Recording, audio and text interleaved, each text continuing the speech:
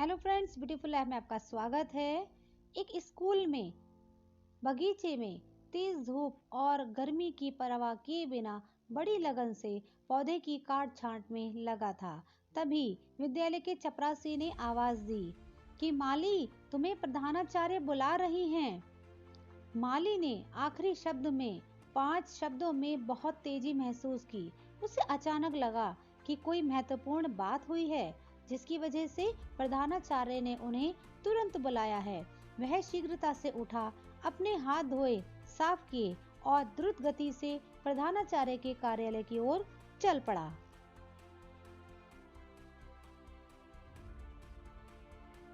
उसे प्रधानाचार्य के कार्यालय की दूरी मीलों लग रही थी, जो खत्म होने का नाम ही नहीं ले रही थी। उसकी हृदय गति बढ़ गई थी।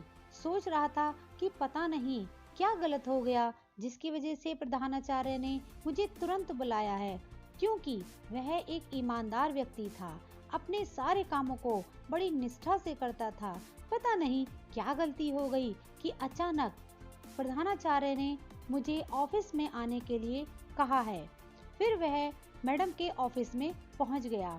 मैडम, क्या मैं अंदर आ जाऊं? आपने मुझे बुलाया था। हाँ, आओ, यह देखो, प्रधानाचार्य महोदय ने आवाज में उत्तर दिया। उनकी आवाज कड़क थी और उनकी उंगली जो है वो एक पेपर की तरफ इशारा कर रही थी। पढ़ो इसे। मैं तो अंग्रेजी जानता ही नहीं, आदेश दिया।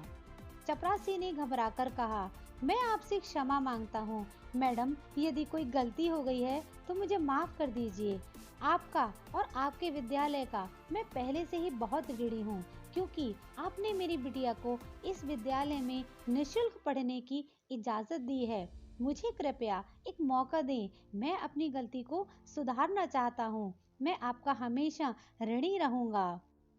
माली घबराकर बिना रुके ऐसा बोलता चला जा रहा था।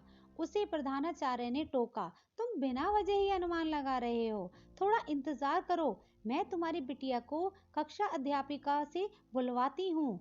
वे पल जब तक उसकी बिटिया की कक्षा अध्यापिका प्रधानाचार्य के कार्यालय तक नहीं आ गई, उसको बहुत लंबे लगे और माली सोचने लगा कि जरूर उसकी बिटिया से कोई ऐसी गलती हो गई है कि जो मैडम उसको यहाँ बुलाएंगी और उसकी कक्षा अध्यापिका को भी यहाँ बुलाएंगी। उसकी चिंता तो मानो बढ़ती जा रही थी।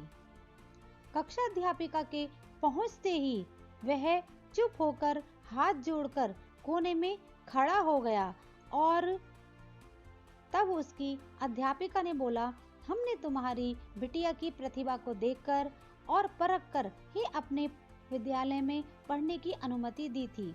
अब ये मैडम इस पेपर पर जो भी लिखा है उसको पढ़ेंगी और आपको हिंदी में सुनाएंगी। जरा गौर से सुनिए। कक्षा अध्यापिका ने पेपर को पढ़ना शुरू किया।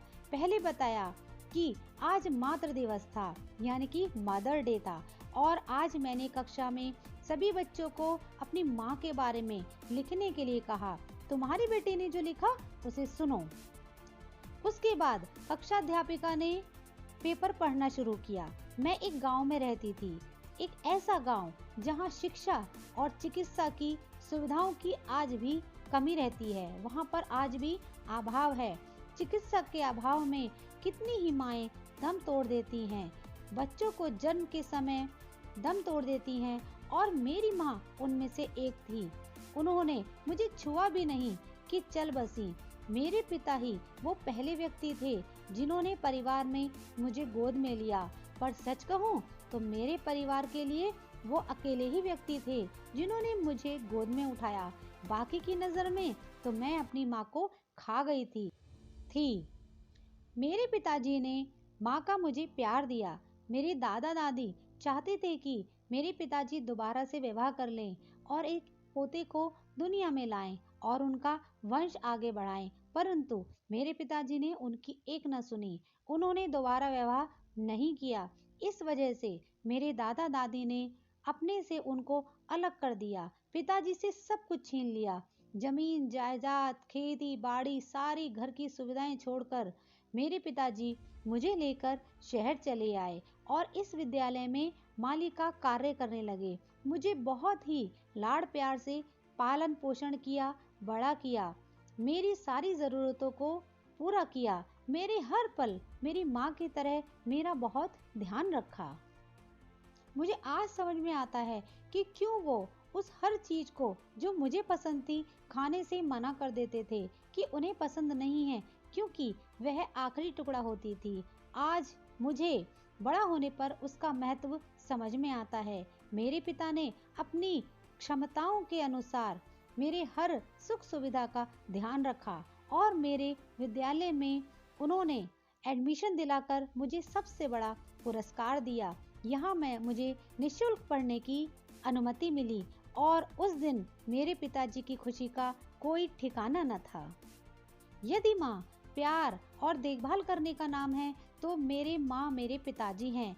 यदि दया भाव माँ को परिभाषित करता है तो मेरे पिताजी उस परिभाषा के हिसाब से पूर्णतः से मेरी माँ हैं। यदि त्याग माँ को परिभाषित करता है तो मेरे पिताजी इस वर्ग के सर्वोच्च स्थान पर हैं। यदि संक्षेप में कहूँ कि प्यार, देखभाल, दया भाव और त्याग का नाम ही माँ की पहचान होता है तो मेरे पिताजी उस पहचान पर खरे उतरते हैं और मेरे पिताजी विश्व की सबसे अच्छी माँ हैं। आज मातृ दिवस है। मैं अपने पिताजी को शुभकामनाएं दूंगी और कहूंगी कि आप संसार के सबसे अच्छे पालक हैं। बहुत गर्व से कहूंगी कि जो हमारे विद्यालय के परिश्रमी माली हैं मेरे पिता हैं। मैं जानती हूँ कि मैं आज के लेखन में असफल हो जाऊंगी क्योंकि मुझे माँ पर लेख लिखने के लिए कहा गया था और मैंने पिता पर लिखा, पर यह बहुत छोटी सी कीमत होगी जो मेरे पिता ने सब कुछ मेरे लिए किया है। उसके लिए बहुत बहुत धन्यवाद। आखिरी शब्द पढ़ते पढ़ते अध्यापिका का गला भर आया और प्रधानाचार्य के कार्यालय में शांति छा गई। इस शांति में केवल माली के सिसकने की आवाज ही सुनाई दे रही थी। बगीचे के धूप की गर्मी उसके कमीज को गीला ना कर सकी, लेकिन उस पेपर पर बिटिया के लिखे शब्दों ने उसकी कमीज को आंसुओं से गीला कर दिया था। वह केवल हाथ जोड़कर वहां खड़ा हो गया। उसने उस पेपर को अध्यापिका से लिया और अपने गले से लगा लिया, अपने हृदय से लगा लिया। प्रधानाचार्य ने खड़े होकर उसको कुर्सी पर बैठाया और एक गिलास पानी दिया और कहा कि माली, तुम्हारी बिटिया को इस लेख में 10 में से 10 नंबर दिए जाएंगे। यह लेख मेरे अब तक के पूरे विद्यालय में जीवन का सबसे अच्छा मातृ लेख है। कल हम मातृ दिवस में अपने विद्यालय में एक जोर शोर से उत्सव मना रहे हैं। विद्यालय की कमेटी ने आपको इस कार्यक्रम का मुख्य अतिथि बनाने का निर्णय लिया है। यह सम्मान होगा उस प्यार, देखभाल, दया भाव और त्याग का जो एक आदमी अपने बच्चे के पालन के लिए करता है। यह सिद्ध करता है कि आपको एक औरत होना आवश्यक नहीं, एक पालक बनने की आवश्यकता है। साथ ही यह अनुशंसा करता है कि उस विश्वास का जो विश्वास आपकी बेटी ने आप पर दिखाया। हमें गर्व है कि संसार का सबसे अच्छा पिता हमारे विद्यालय में कार्य करता है।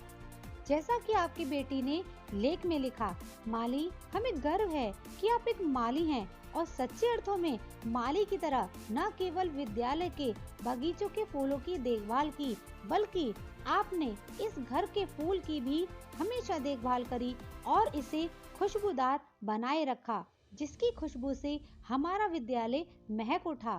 तो क्या आप हमारे विद्यालय के इस मातृ दिवस कार्यक्रम के मुख्य अतिथि बनेंगे? ऐसा प्रिंसिपल यानी कि प्रधानाचार्य उनसे पूछने लगी।